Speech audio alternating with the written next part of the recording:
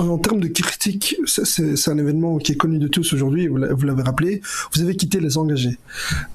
Il se dit dans les bruits de couloir que les candidats aux élections régionales, fédérales et européennes des engagés ne connaissent pas leur programme. Et quand on interagit avec eux, ils sont complètement à l'ouest quand il s'agit des prochaines élections. Non, c'est ça qui est dramatique, c'est que, en fait, les engagés, c'est un peu le Titanic qui prend l'eau. Il faut savoir que les sondages les donnaient autour de 5%. Il faut savoir il faut que les téléspectateurs le sachent. Si un parti fait moins de 5% aux élections régionales, il tombe dans les oubliettes de l'histoire. Et donc, il y a un risque aujourd'hui que les engagés de Bruxelles disparaissent.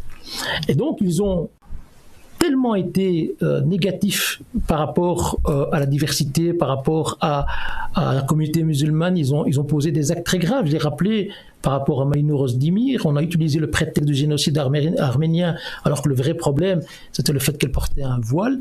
On l'a massacrée pendant des années, et elle a été tellement dégoûtée qu'elle a démissionné, qu'elle est devenue indépendante. Il faut savoir que l'abattage rituel, la genèse de l'abattage rituel, c'est le CDH qui, en Wallonie, a porté le combat pour imposer un décret et interdire ainsi l'abattage rituel sans étourdissement. C'est pas le Parti socialiste, c'est pas les écolos, c'est pas le MR, ce sont les engagés. Et ça, quand je parle avec des nouveaux candidats, ils ne le savent pas. Alors certains osent même faire des vidéos en disant que le parti n'est pas contre l'abattage rituel. Donc c'est pour ça que moi je suis venu avec le manifeste pour une société régénérée. Alors pour les téléspectateurs le voient bien, ça c'est la Bible des engagés, c'est pas Metel Kanous qui divague ou qui fantasme. Si vous allez dans la page 149, 150, il est clairement indiqué en bon français, en français châtié, comme j'ai déjà dit, que le parti est opposé à l'abattage rituel. Donc, moi, j'ai pas de problème que des politiciens défendent cette position. Ce qui me dérange chez les engagés, c'est qu'à la base, en Wallonie, ce n'était pas le bien-être animal qui était défendu, c'était un problème interne par rapport à la désignation d'un ministre qui n'a pas abouti. Et donc, celui qui n'a pas pu devenir ministre a déposé, d'ailleurs j'invite tous les spectateurs à aller sur le site du Parlement de Wallonie, vous allez y retrouver un texte qui a été déposé par un ancien député CDH et Madame Christine Defrene, qui est l'ancienne présidente du Sénat, qui visait tout simplement non pas à imposer l'étourdissement, mais à interdire complètement l'abattage rituel, qui est une ineptie sans nom et qui va à l'encontre même de notre Constitution et de la Charte européenne des droits fondamentaux.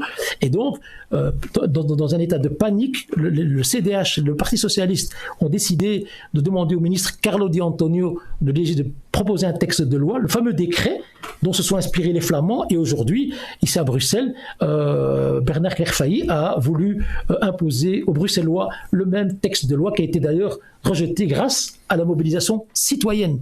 Il faut rappeler, je remercie vraiment toutes celles et tous ceux qui se sont mobilisés à travers la pétition 127 000 signatures à Bruxelles, c'est du jamais vu pour dire laissez-nous pratiquer notre culte librement dans le cadre de la Constitution.